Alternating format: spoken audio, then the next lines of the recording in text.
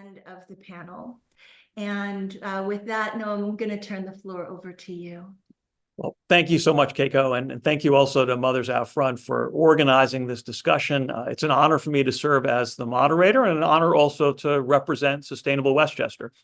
We were established by and for the cities, towns, and villages of the county as a shared service to deliver effective programming, provide expertise, and expand relationships so that together we can better address the challenge of climate change and improve our environment. We have a terrific panel with a variety of valuable perspectives. Let me say a few words of introduction about each. Erica Pierce represents Bedford, Lewisboro, Mount Kisco, North Salem, Pound Ridge, and part of Somers on the County Board of Legislators. As of yesterday, she is also the brand new vice chair for the National Association of Counties Environment, Energy, and Land Use Committee. So congratulations on that, Erica. And most relevant for today, Erica was the co-author of and the principal advocate for Westchester's Upon Request Law. Miriam Gordon has devoted more than 30 years to environmental leadership, including stints as director of Clean Water Action California and consultant to other nonprofits. She helped enact more than 150 local plastic bag bans and 100 polystyrene bans, and also developed award-winning and impactful pollution prevention programs for the plastics, food service, and marine recreational boating industries. Thanks for being with us, Miriam. Peter McCart is the Director of Energy Conservation and Sustainability for Westchester County and the Vice Chair of the New York State Association of Counties Climate Change Standing Committee. His long record of leadership and extensive relationships in the environmental space, both in and out of government, have made him an indispensable asset for the people of our region. And finally, as the owner of the Blue Pig ice cream shop in Croton since 2010, Lisa Moyer has made local products and environmentally friendly practices her top priority, along with, of course, making customers very happy. As she likes to say, your ice cream is only as good as your milk. And Blue Pig sources milk from Hudson Valley Fresh, where it goes from pasture to dairy in just 36 hours, which is a great model for anyone in food services. So I want to thank all of our panelists for being with us. We're looking forward to an informative conversation. And Miriam, I hope that I can start with you. You've got this broad and deep experience in California, which is, of course, relevant to the entire country, including New York. A spectrum of involvement in waste reduction and reuse initiatives. So maybe you can give us some context. Tell us about your experience. Tell us why this is so important. Well, first of all, thank you so much for having me. I am a huge fan of Mothers Out Front and all the grassroots organizing that it does. And I also want to congratulate all of you in Westchester for enacting the Skip the Stuff policy or accessories on request policy. So if, in case you haven't heard about the story of Stuff, we're a national NGO that runs advocacy campaigns focused on changing how we produce, consume, and dispose of all the stuff in our lives. And we do it a lot through media, video, film, and storytelling. And thank you, Noam, for the introduction. I've also spent, I would say, the last 10 years or so trying to build a movement around reuse and as an alternative to managing waste and recycling it, just trying to prevent it at the source. And before I joined the Story of Stuff, about a year and a half ago, I was the I was the policy director at Upstream Solutions, where we launched this. Can you see my slides? I forgot to ask. Yes. Where we launched the Skip the Stuff campaign. And I just want to give the context. We were working on other policies, but not just focusing on accessories. We were working, we helped pass the first reusable foodware ordinance in Berkeley in 2019, co-wrote that policy, we're really focusing on how to bring reuse into food service. And accessories on request was just one of about 4 policies in that package, the Berkeley Reusable Foodware Ordinance, which was the first of its kind in the world. But COVID hit in 2020, just as I'm based in San Francisco, just as we were about to pass a reusable foodware ordinance in San Francisco and other places that was replicating Berkeley.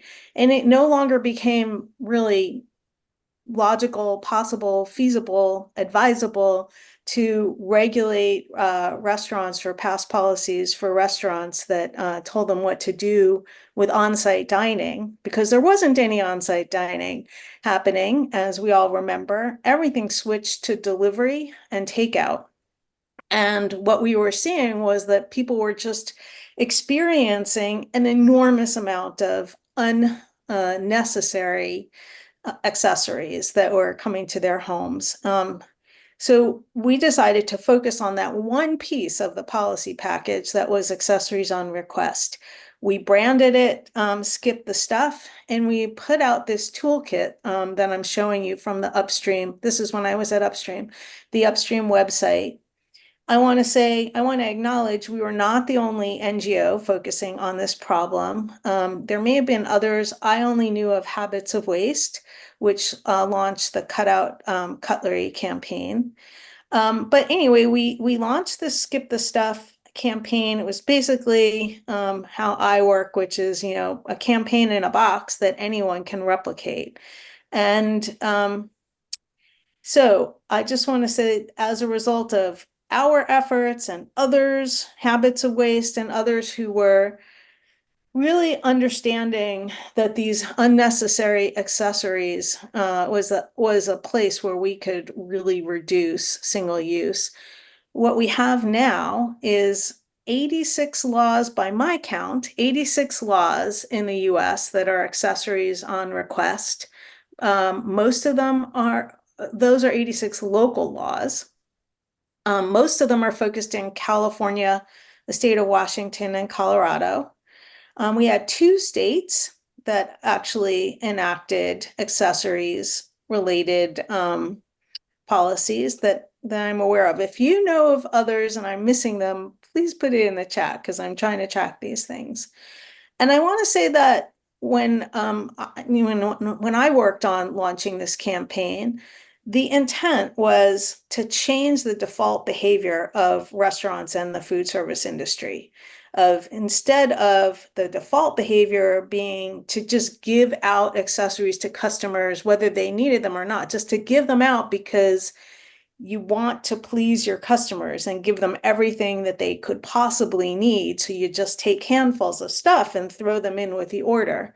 We wanted to change that behavior and just have restaurants or food service default to not giving out any stuff unless it was specifically requested. I think you guys all get that. But what was different about what we were doing when I was at Upstream was we were not just banning plastic straws or plastic utensils. We were trying to get rid of all materials that were single use, that were unnecessary, that accompany takeout orders. So that's, and I'm not seeing the chat. I should probably, anyway, I will get to that. So where are we today in terms of enforcement? I can't pretend to know what is happening all across the country, but I do consult with folks with different with local government and with state government, and also with some of the reuse coalitions that have been launched over the years. And we also have this wonderful thing that I set up at Upstream called the Reuse Solutions Network, where you can post questions about reuse to a whole community. So I highly recommend, if you're not part of it and you want to work on reuse, to join Upstream's Reuse Solutions Network. So I'm able to post questions there and ask, how are things going? So I'll just tell you what I've learned from my experience in this space, which is in California, where we have a statewide law that requires every municipality to appoint somebody to enforce, somebody at the local level to an enforcement agency. So if you're a city or a county in California, you have to determine who's going to be the enforcement agency for your accessories on request law. In my consultation with these municipalities, some of them are doing outreach and education. Like I'm showing a picture of the city of Santa Cruz's what are they called? Pop-up signs that you put at a cash table tents or pop-up signs at a cash register. Along with their 25-cent cup fee, they're also showing that they're not going to give out accessories on request unless it's requested. So that's just one example of the many kinds of outreach materials that some municipalities have developed to go along with their to go along with this policy. And some of them are also combining the educational materials with educational outreach that happens when, say, Public Works goes and does enforcement on stormwater programs, or some of them connect to environmental health that does enforcement related to compliance with the food safety code. And so I would say most of the ones that are doing anything are doing education and outreach through these means. Almost none of them are doing enforcement. Many are doing neither education nor enforcement. And so what we are seeing is that some of the local coalitions, like I run Reusable San Francisco and co-facilitate Reusable Alameda County, where volunteers are really interested in filling in the gap and helping the cities to do the enforcement, because we see that it's not happening.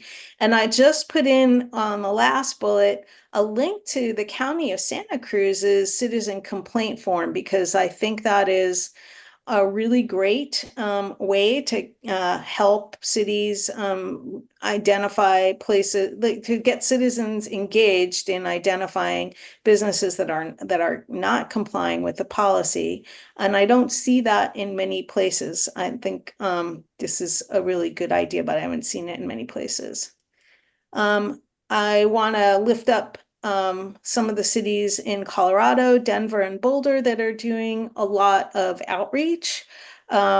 But Denver tells me they're not able to do enforcement because based on what their attorneys have told them, they have to catch people in the act of non-compliance. So they really can't do that, but they're doing a lot of education. And I just put some samples up here of things you can find on their website that they do with the businesses: webinars, ads, health department quarterly newspaper. So these are good examples, but there's still a lot of places where nothing is happening. And so I just wanted to show how some local grassroots groups are trying to fill in the gaps where there isn't education and outreach happening from a city, and there isn't enforcement. Also part of Reusable LA, and Reusable LA has a number of ways that they are reaching out to businesses and giving them information about compliance with the accessories on request. This is a fact sheet, and they also have these tip cards. Another example is Zero Waste Ithaca. They did a whole lot in supporting the enactment of the ordinance. They did a whole lot of work in partnership with Upstream to make the case, showing the carbon reduction savings potential from accessories avoidance, as well as the cost savings for this one county, Tompkins County. And they are also doing this sticker program for Skip the Stuff, as well as just bring your own cups.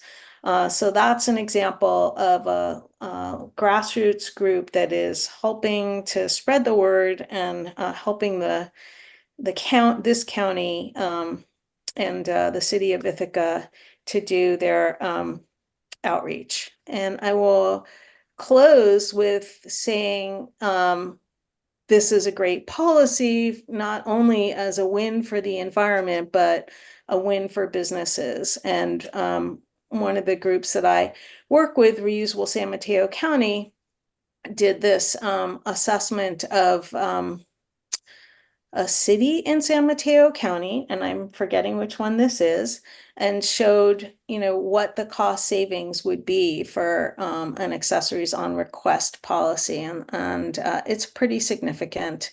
Average annual cost savings for a restaurant. This is based on Rethink Disposable data. We have a model that we can plug all local restaurants into and spit out these numbers. And you can find that the annual cost savings for restaurants in this city is about $2,700, and for all 729 restaurants, an annual savings of over $2 million. And the accessories reduction, the number of items reduced, would be almost 178,000 items per year. So the numbers sell the policy and also just show us how much sense this policy makes. Thank you. So Miriam, thank you. That's really a wonderful way to set the table for the conversation, an excellent national overview. And Erica, if I can turn to you next to now bring things into a local and regional context. Tell us a little bit about the specifics of the legislation that Westchester adopted. What is it that motivated you to draft this legislation? What kind of support did you receive from colleagues? And what sort of reaction have you received since it was adopted? Absolutely. First off, I just want to fangirl a little bit for Miriam Gordon and say just how grateful I am for both Mothers Out Front and for the work done by Miriam upstream and Story of Stuff. Upstream was definitely helpful to Westchester County when we were putting our legislation together. I did an awful lot of reaching out to other organizations to get data, including Uber Eats, in fact, to get the savings from the West Coast. So these were organizations that were really important to us as we were putting this together.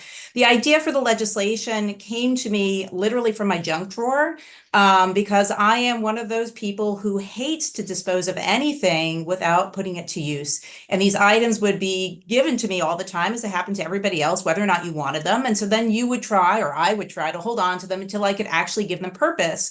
And my husband and I would fight about it because the junk drawer would fill up over and over again. It worked previously on the plastic bag bill for Westchester County, which we didn't have tremendous success with, but also worked on the polystyrene ban, which we did have tremendous success with. So knew kind of what the stakes were and how to frame this, I thought, for success. And COVID, as mentioned by Miriam, gave a lot of opportunities. It was a point in time where our restaurants were really struggling. The number of items that these businesses were going through had amplified substantially, as had the cost for these items. And so, in talking to Upstream, in talking to the folks like Uber Eats, and bringing local restaurant owners and business associations to the table, we were able to talk through this issue, which was simultaneously a waste issue, which is why we didn't want to just simply focus on banning specific items.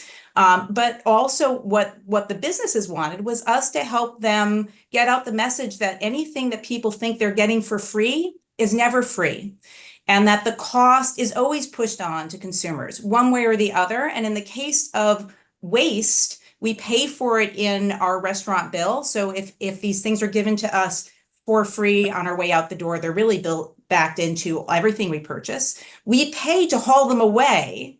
We pay over and over again every step of the way. If we then have to do environmental mitigation, we're paying yet again. If we're paying with our health because of that waste stream, we're paying yet again. So the cost for these little items is actually very substantial. And how do we get that message out, right, to folks so that they can understand how to frame that question of what you need, right? I know restaurant owners really want to provide all of their customers, as Miriam said, with what they need. But we have to do a better job as consumers of trying to really tell them what we truly need and not simply be like, oh, it's free stuff. I want to take it all, even when we can't use it.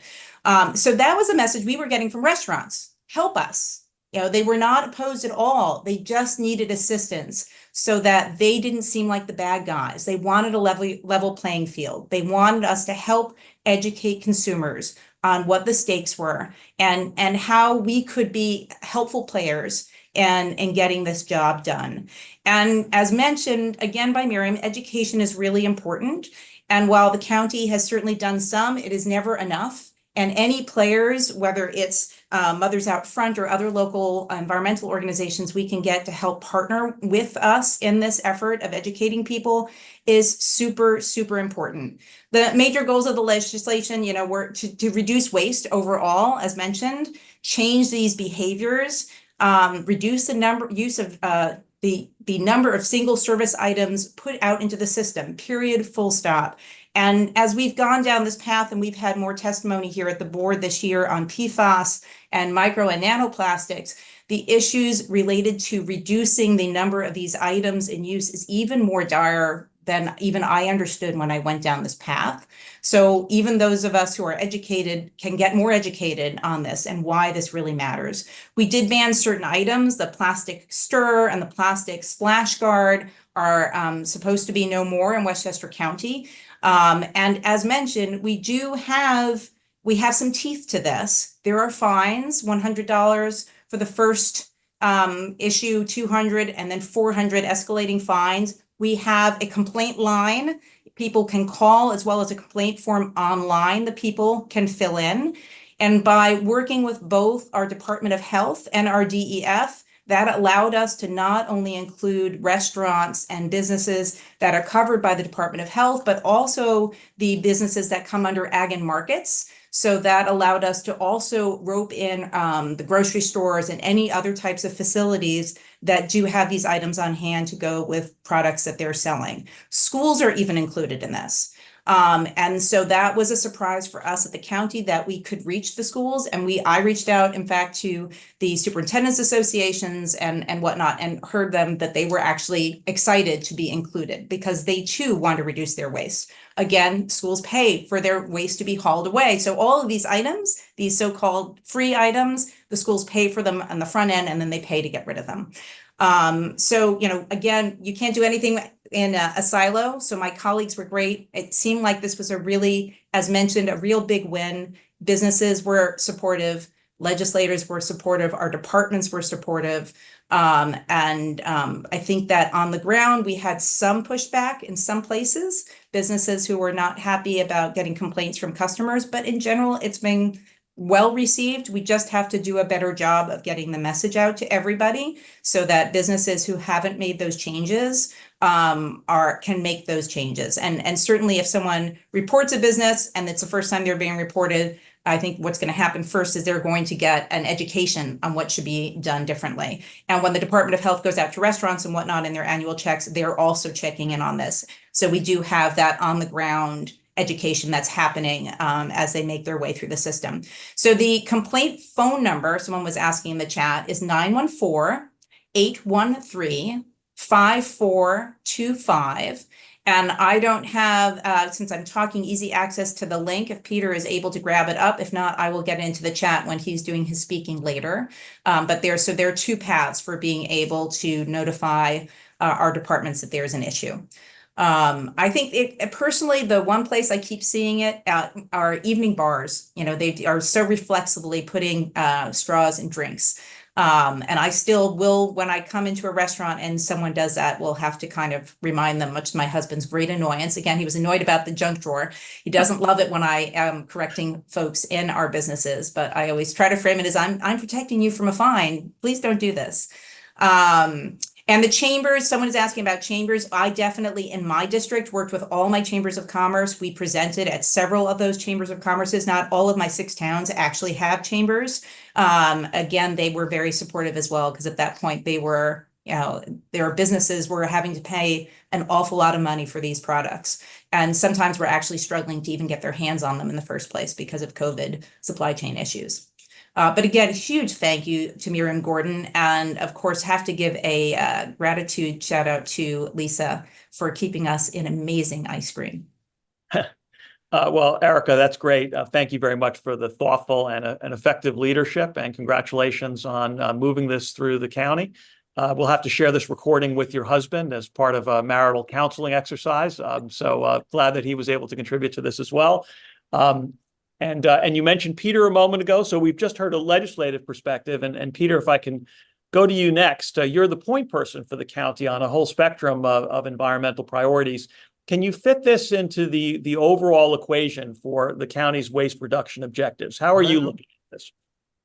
So, the intergov department and the county executive came to me and knowing the answer, but they still had to ask the question, is this a good thing? And I'm like, heck yeah. So Erica shepherded it through, and the county executive Latimer obviously signed it. It's another cornerstone of all the innovative initiatives that we have around reducing our waste and diverting it out of the waste stream to keep it out of the waste to energy facility we have in Peekskill. I mean, that's our motivation, is to keep things out of there. We pay, again, Erica, right? We pay. The municipalities pay. We all pay for the tipping fees, and as good as the waste to energy facility is, it's not a perfect world.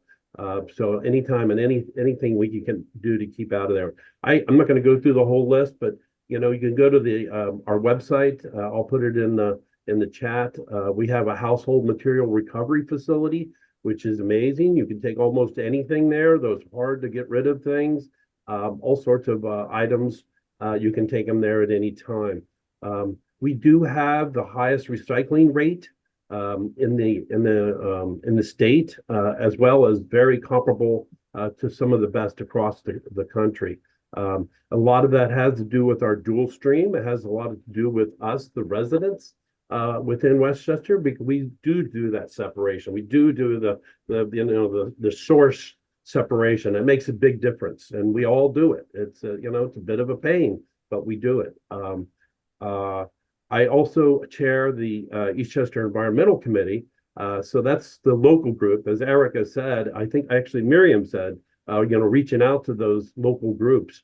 And there's a couple people, Kat Sales and Rhonda Miller from my committee. We've talked about this, and we knew this was coming up. So we're going to take some of these exercises, like the sticker thing, all that, and actually promote this a little bit more within even our municipality. And I think that's going to be part of the capabilities of Sustainable Westchester because of their reach into the municipalities. So I can go on and on. We were supposed to keep it to 30 minutes. I think we're about 30 minutes here on this. I'm not going anywhere. So I'm going to leave my contact information in the chat. And if anybody'd like to reach out to me directly, I have no problem with that. And I look forward to hearing some more initiatives that we can take to really enforce this even further. Thank you, Noam, and thank you, Erica. And nice to meet you finally, Miriam. Heard so much about you. So story of stuff is cool. Pete, thanks very much for the content and the brevity of your comments. Those time limits are aspirational, but we're going to do our best to make sure we also reserve some time at the end for Q&A. And I want to turn now to Lisa. And I'm so glad that you are part of this discussion, because I think whenever policymakers adopt a new law, there's always a risk of being insufficiently attentive to the interests and circumstances of the people on the ground who are actually going to have to implement those policies in the real world. And you don't have to be a fan of the bear to recognize that restaurants and food services are among the most high stress, low margin occupations out there. So tell us what this looks like from your perspective, Lisa, as someone who runs a food service business, and how do you think it's also perceived by your colleagues in the industry?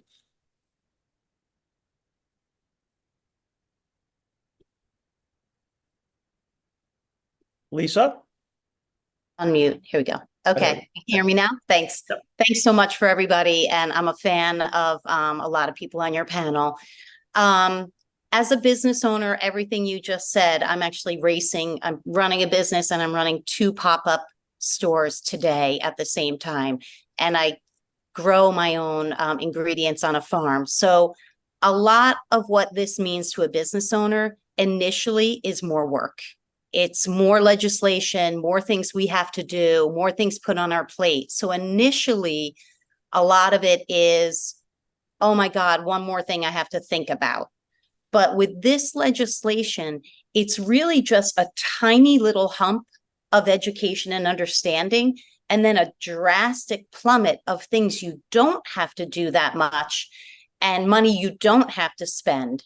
So this in particular is really, if we can embrace the education component that everybody has pointed out in the front. And I would say it's not just educating the business owner. That's where I have to take charge as the business owner. One of the things, if there's any business owners that are watching today, or one of the messages to the business owners, is assigning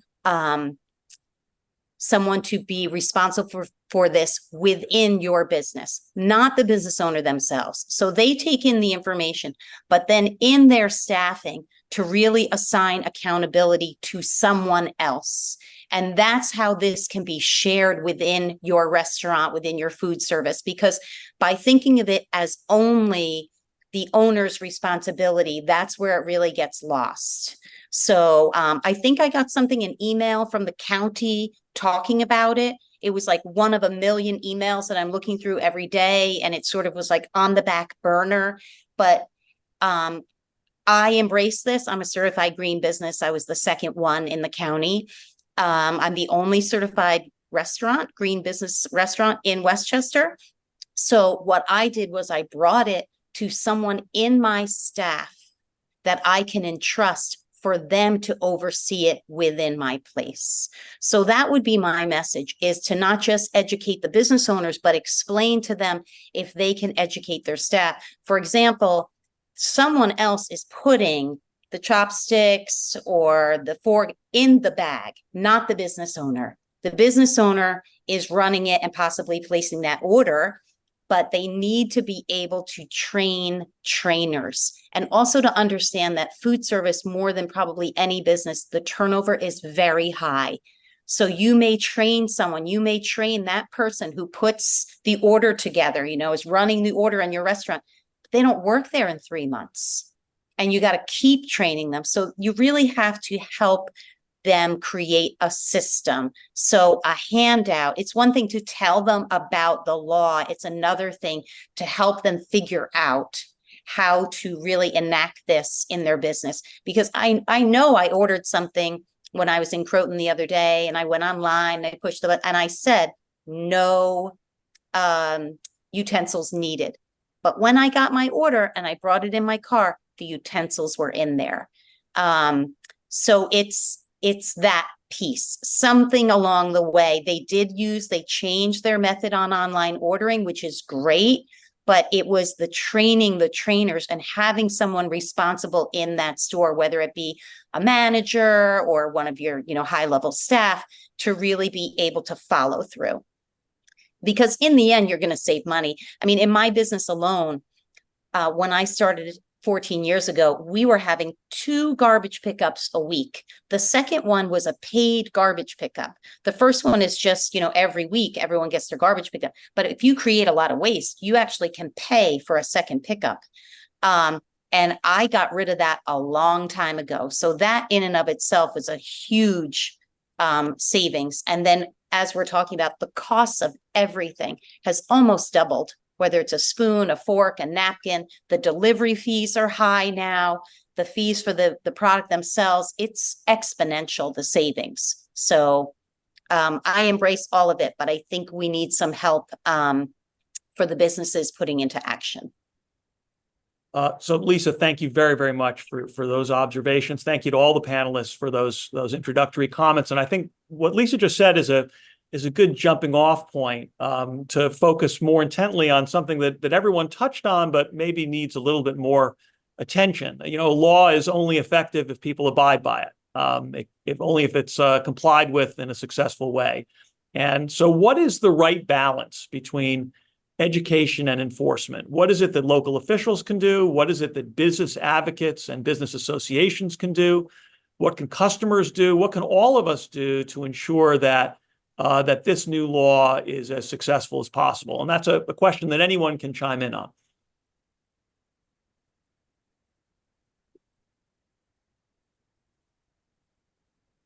I think that speaks to the problem right there. Well, so Erica, I'm gonna put the spotlight on you for a moment. If Sure. I'm not mistaken, enforcement commences on the 1-year anniversary of the Enforcement is in adoption law. play. Enforcement is play. already in play. Okay. So, you know, but again, we prioritize educating folks, so it's up to the discretion. I wouldn't want anyone to fear that if they notify about a first issue, a first report on a business, that they're going to harm their beloved local restaurant. They're not comfortable explaining their local to their wonderful, let's imagine it's a Blue Pig right now. We all love the Blue Pig. Nobody would ever want to do anything to harm the Blue Pig. So if you are someone who is a consumer of the Blue Pig and the person at the counter did not do the right thing and you don't feel comfortable calling it out at the moment, you should realize that if you call to report them, that the primary effort is going to be to educate the owner first and foremost. It's only after they've done that and it's not working that I think those fines would ever come into play. But you know, as discussed, the chamber, the local organizations, the CACs and the environmental organizations, I think deputizing everyone, because it's not just an issue of educating business owners, as mentioned, and of course the trainers, which is super important, but consumers. Because if consumers don't know what they should be expecting, I think about when we first started using bringing our own bags, right? So there was a period in the beginning that was very, very bumpy. You had businesses that were getting it wrong. You had consumers that were getting it wrong. There was a hesitation to put a law here in Westchester County that required these restrictions. And yet over time, as everyone together became educated, I can't tell you how infrequently I see someone actually needing to get bags when they come in for their groceries. What seemed impossible at one point has become routine for most everybody. And so if we can all together continue to educate everyone in the soup on what should be happening, then that's the best product. How to do that is the big question. Community meetings, chamber meetings, when you actually go to your businesses, those are all good opportunities, but we should probably be using social media. We should probably, to the extent that we still have, functional news, try to engage them to do stories on this, like a story about how much impact it's had on Lisa's business, for example, would be a great story to be able to run on the local news station, so that you can not only educate people, but tell the positive end of the story. I know that when we had originally put this together and we reached out to Uber Eats and whatnot, we heard, the numbers, the dollars that were quoted to us in savings for the businesses on the West Coast were really substantial. So those are my suggestions, but I hope other people will join in, because I know enough to know I don't have all the answers. I was So going to thank say, you. if we could ask people, as you just said, social media. Most restaurants do have an online presence now, whether it's Instagram, Facebook, or whatever. To be able to have something in a format for them that they could just upload and say, we're joining in. You know, again, the easier, the better for businesses, because I don't have an online media staff. I don't have human resources personnel. It's me doing everything. So if someone were able to send the business a PDF format where we just say, we're encouraging you to post this on your social media, it's helping them educate their customers and they don't have to do much work. Love that idea. That's absolutely fantastic. Thank you. And I know Miriam, you raised your hand. Is that, you want to chime in, Miriam? Sure. So working with local coalitions here in the Bay Area, not on so much on the accessories on request piece, but on similar items, like we've been very much focusing on ensuring that businesses for on-site dining are only using reusables, and that they allow us to bring our own reusable cups. So our coalitions are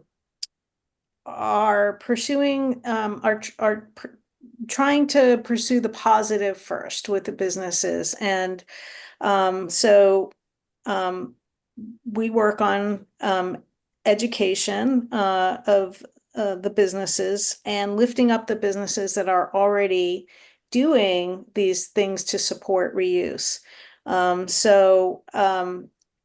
We have volunteers who are planning to or are currently going out and meeting with businesses, sharing about the existing requirements under local law, and also then tagging the ones that are, and if you identify a business that is allowing you to do the behavior or whatever, say it's a only request accessories, tagging them on social media, lifting them up as, great sustainable businesses. And then also educating our own coalitions and networks to say no to accessories. And we are gearing up, or we have been doing some tabling, gearing up to do more tabling, and having informational flyers about our policies out there. And I think we have general agreement with the coalitions that I'm working on that we want to stay in the education and the positive lifting up of local businesses mode for a while, because these policies are just starting to become effective. And also there is this bounce back from COVID. So, like we want to give businesses time to get acquainted with what the policies are now that they've come back, or many of them are new.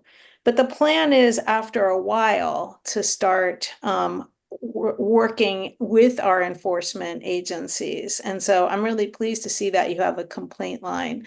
So, grassroots groups could be could be also helping to share that complaint line out after a while.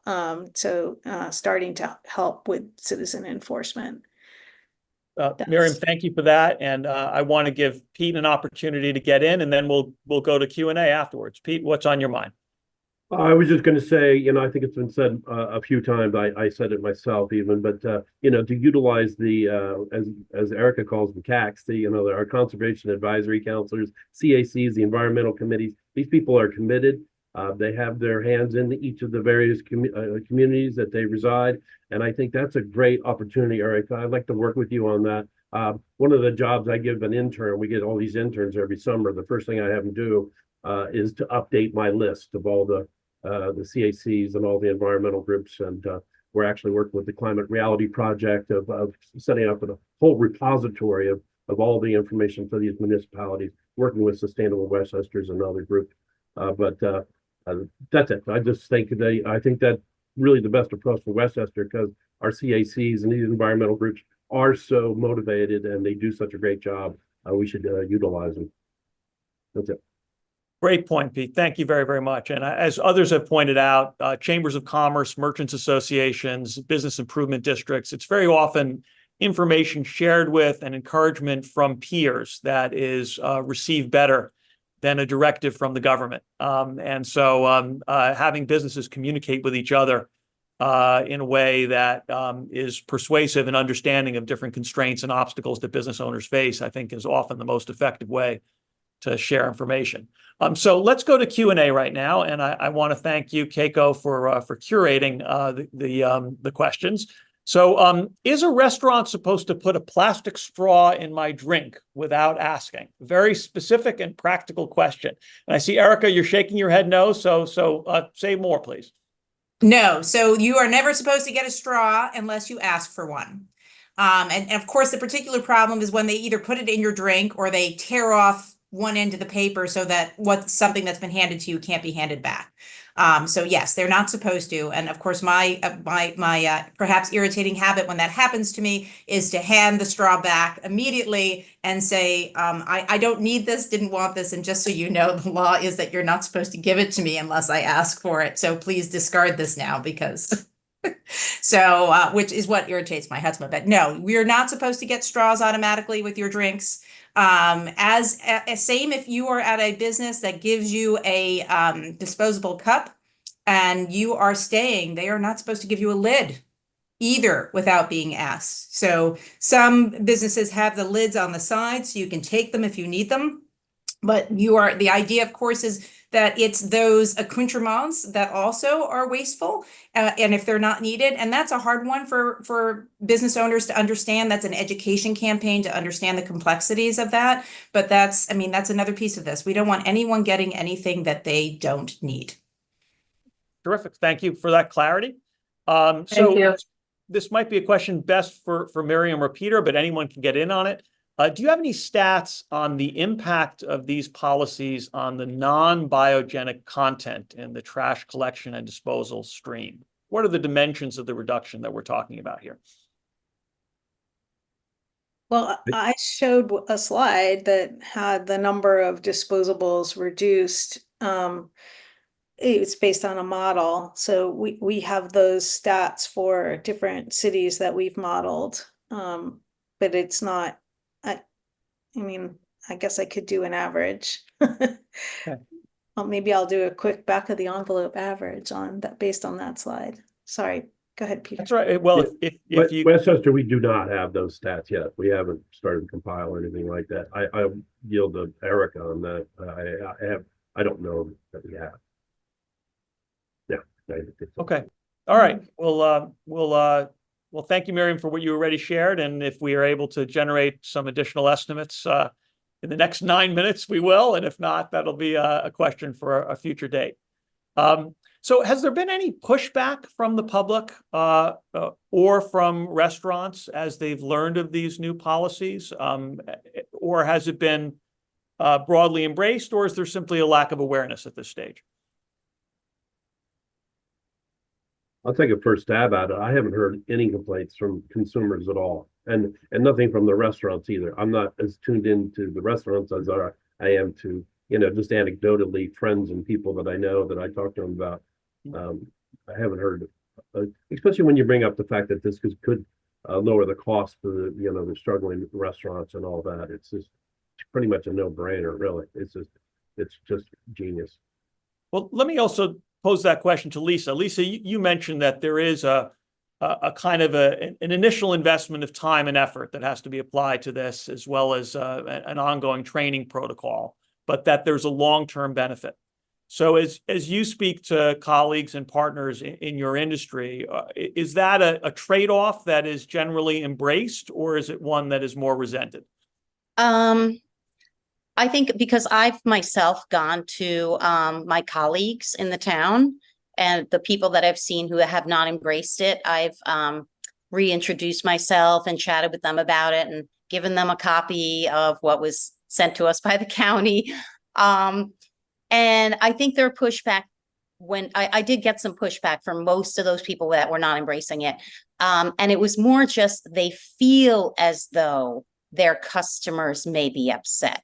It's not that they have been upset, but there's a feeling as though, and I think Erica spoke to this, that they want to please their customers because that's our bread and butter.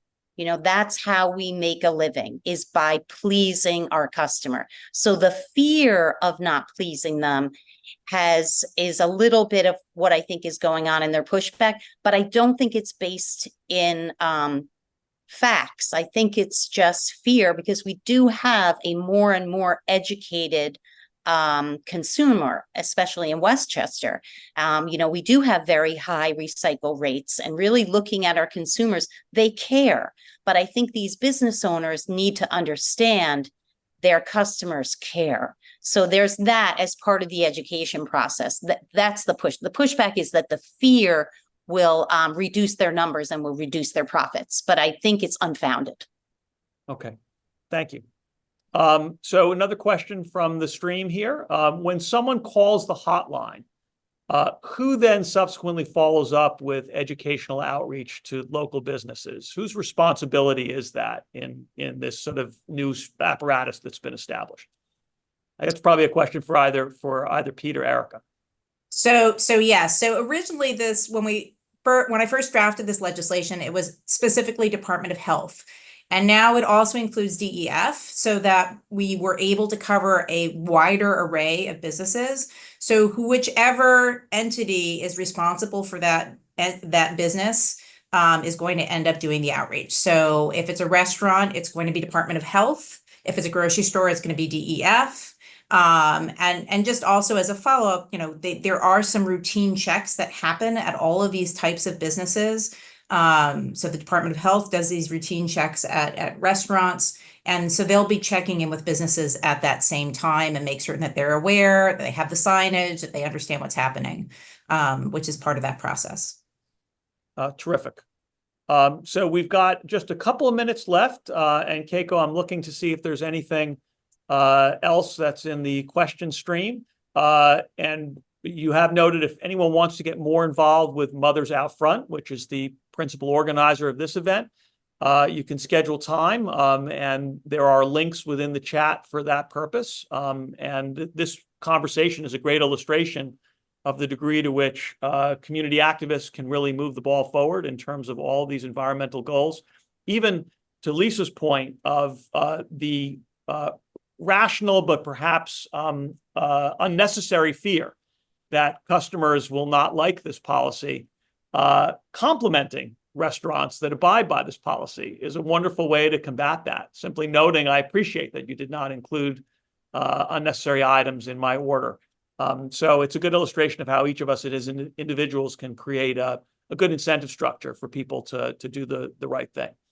So I'm looking again, Keiko, and it looks like we have exhausted the questions that have come through. Oh, here's one more.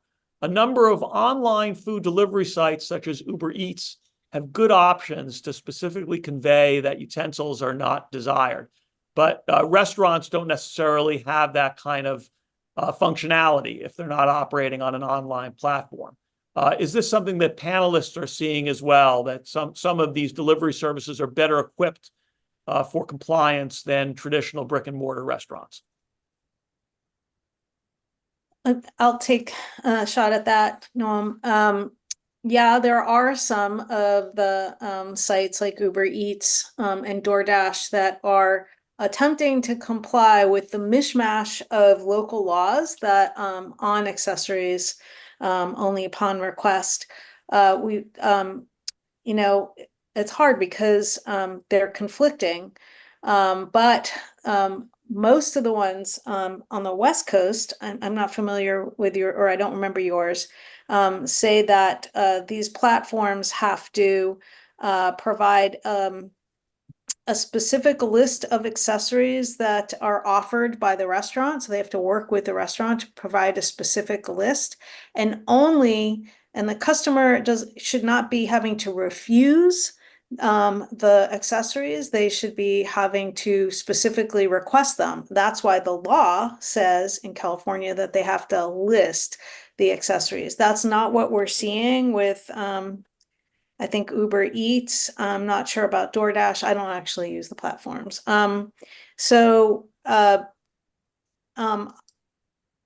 It's it does, like, I think that when one city passed a policy, Berkeley was the first, that was a requirement that should have shifted all the platforms, because they all, they serve nationally.